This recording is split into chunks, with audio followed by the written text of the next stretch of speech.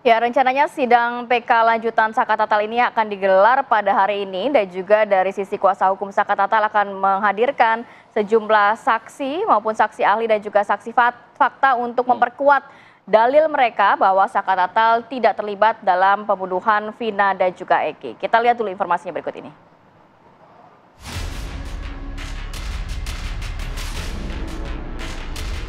Perjuangan Saka Tatal untuk memulihkan nama baiknya dengan mengajukan peninjauan kembali harus menemui jalan berliku. Setelah kuasa hukum Saka Tatal mengajukan 8 bukti baru, dalam persidangan hari Jumat lalu, jaksa sebagai termohon malah menolak bukti tersebut. Salah satu bukti baru yang ditolak adalah foto kematian Vina dan Eki, yang dianggap merupakan barang bukti yang pernah dilampirkan di persidangan terdahulu. Tambahan penjelasan pemohon peninjauan kembali pada poin 1 memori tambahan pemohon yang berkesimpulan bahwa kematian Muhammad Rizky Rudiana dan Vina disebabkan karena kecelakaan lalu lintas tunggal yang dapat kami tanggapi sebagai berikut. Bahwa berdasarkan fakta hukum Novum 1 sampai dengan 3 dan Novum 5 yang dianggap novum oleh penasihat hukum peninjauan kembali merupakan foto lama yang telah dilampirkan dalam berkas perkara atas nama anak Saka Tatal yang pada dasarnya sama, hanya diambil dari sisi yang berbeda namun tidak merubah esensi dan maksud dari foto tersebut. Beberapa foto anak korban Muhammad Rizky Rudiana dan anak korban Vina digunakan juga dalam pemeriksaan korban Muhammad Rizky Rudiana dan korban Vina oleh dokter yang terdapat di dalam visum et repertum dan bukan merupakan kecelakaan lalu lintas tunggal sebagaimana diasumsikan oleh penasihat hukum yang juga tidak beralasan hukum. Tak gentar dengan penolakan ini, kuasa hukum Saka Tatal kembali akan mengajukan sejumlah saksi. Salah satunya adalah Liga Akbar yang dahulu pernah memberikan kesaksian. Kuasa hukum Saka Tatal juga meminta majelis hakim untuk menghadirkan personil kepolisian yang pertama kali mengevakuasi Vina dan Eki saat kejadian berlangsung. Tak hanya mengajukan saksi untuk memperkuat fakta yang diajukan, kuasa hukum Saka Tatal juga akan mengajukan sejumlah saksi ahli untuk memperkuat bukti baru yang diajukan. Hari ini, sidang lanjutan peninjauan kembali Saka Tatal kembali digelar di Pengadilan Negeri Cirebon. Akankah sejumlah saksi hingga saksi ahli yang telah disiapkan dapat meyakinkan hakim agar PK Saka Tatal dikabulkan? Dari Cirebon, Jawa Barat, Ervan Septiawan, TV One mengabarkan. Ya, untuk membahas mengenai perjuangan dari Saka Tatal untuk mencari keadilan ini, kita sudah terhubung bersama dengan sejumlah narasumber melalui sambungan Zoom. Ada Ibu Titin selaku kuasa hukum dari Saka Tatal dan juga ada Komjen Pol Ito Sumardi yang juga sudah bergabung bersama kami melalui sambungan Zoom. Selamat pagi Pak Ito, Bu Titin. Selamat pagi Mas Alfat Barati. Baik. Pagi. Bu Titin, hari ini sidang PK lanjutan akan dimulai kembali dan rencananya akan menghadirkan sejumlah saksi fakta. Apakah sudah terkonfirmasi siapa saja yang akan dihadirkan oleh pihak kuasa hukum? Sudah Mas.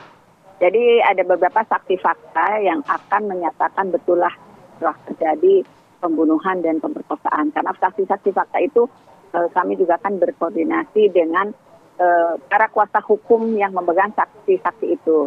Di antaranya Liga Akbar, alhamdulillah sudah terkonfirmasi akan hadir.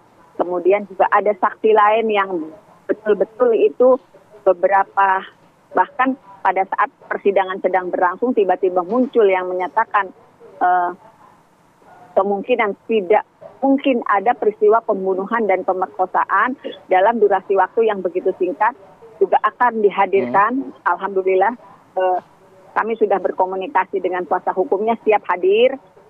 Jadi itu akan semakin memperkuat bahwa tidak pernah ada terjadi pembunuhan dan pemerkosaan, tetapi kami meyakini itu memang adalah kecelakaan. Seperti 5 novum yang kami sampaikan di dalam memori PK yang menyatakan bagian tubuh korban yang kemungkinannya karena kecelakaan lalu lintas. Artinya tidak ada tusukan, tidak ada bekas penganiayaan yang luar biasa gitu. Bu Titin, kabarnya juga ada 2 sahabat Vina yang dihadirkan dalam sidang PK kali ini, dan kalau untuk saksi faktanya memang benar-benar yang melihat kejadiankah? Atau ada di lokasi kah? Yang memang belum pernah dihadirkan di persidangan tahun 2016 silam? Gini Mbak, kalau misalnya diarahkan betulkah saksi fakta itu yang melihat kejadian, kalau melihat kejadiannya persis kan berarti itu peristiwanya tertangkap tangan. Tapi kan ini peristiwanya kecelakaan di tanggal 27 Agustus 2016, kemudian ada saksi yang menyatakan, mohon maaf Liga Akbar seperti terjadinya kejar-kejaran, tetapi sekarang ada keterangan yang dirubah karena memang tidak pernah ada peristiwa kejar-kejaran. Kalau yang dimaksud, apakah betul saksi fakta itu yang melihat peristiwa, itu berarti kan itu tertangkap tangan peristiwanya. Justru kan awalnya peristiwa kecelakaan. Jadi kalau asumsinya yang hadir itu harus yang melihat peristiwa, faktanya harus yang melihat, ya itu bukan ada pendidikan, itu tertangkap tangan gitu. Saya sih berasumsinya kan gitu. Artinya saksi fakta yang kita hadirkan adalah saksi fakta yang menjelaskan tidak pernah ada pembunuhan dan pemerkosaan. Termasuk 2 sahabatnya Vina yang menyatakan bahwa pukul 22.18 masih ada komunikasi dengan Vina gitu. Itu kan faktanya seperti itu, Mbak. Apakah juga ada saksi nanti yang akan menguatkan alibi dari Saka Tatal bahwa ia sama sekali tidak melakukan apa yang dituduhkan kepadanya atau apa yang sudah dijatuhkan sanksi kepadanya ini, Bu Titin? Ya, akan juga dihadirkan saksi fakta yang menyatakan, karena kan kalau dalam tuntutan, dalam putusan, seolah-olah Saka Tatal itu ada di tempat kejadian ikut mengejar.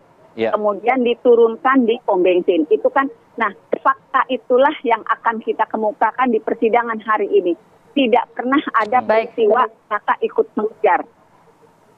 Oke, Bu Titin, tapi kalau kita melihat dalam persidangan sidang PK sebelumnya, ini kan JPU menyatakan bahwa novum-novum yang dihadirkan ini juga pernah dihadirkan atau diajukan pihak kuasa hukum di tahun 2016 silam. Tapi sayang sekali JPU juga menyatakan bahwa dari kuasa hukum Saka Tatal ini juga tidak melampirkan hasil visum forensik. Jadi seakan-akan pemohon ini hanya berkesimpulan kejadian itu adalah kecelakaan, tapi tidak ada bukti yang menguatkan begitu, Bu. Apakah Ibu saat ini akan cukup percaya diri bahwa yang dihadirkan cukup kuat begitu, tidak ditolak oleh JPU?